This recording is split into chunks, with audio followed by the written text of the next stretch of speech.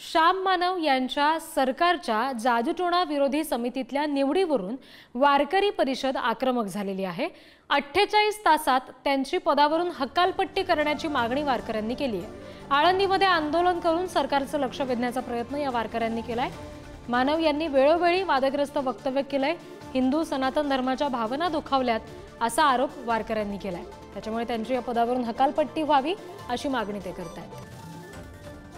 राज्यस्तरीय जे आळंदी जे साक्षात ज्ञानेश्वर महाराजांची जी संजीवनी समाधी आहे, वैष्णवांचं पीठ आहे, संबंध वारकऱ्यांना जिथून एक आध्यात्मिक परिणाम मिळतं त्या ठिकाणी आम्ही सर्वजण एकत्र आलो आणि राज्य शासनाला एवढीच विनंती आहे वारकरी संप्रदायाकडून की श्याम मानवाची तात्काळ ह्या समितीतून हकालपट्टी झाली पाहिजे। जर राज्य शासन जर हकालपट्टी करत नसेल तर आमचे वारकरी रस्त्यावर उतरतील।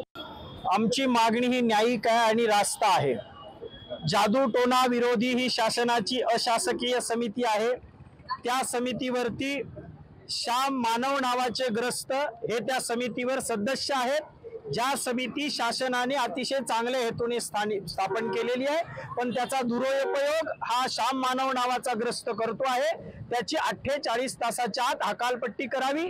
ज्ञानोपारायांच्या विरुद्ध, देवदेवतांच्या विरुद्ध, तो अंधश्रद्धा निर्मूलन समितीच्या नावावरती हिंदू सनातन धर्माच्या भावना दुखवतो आहे।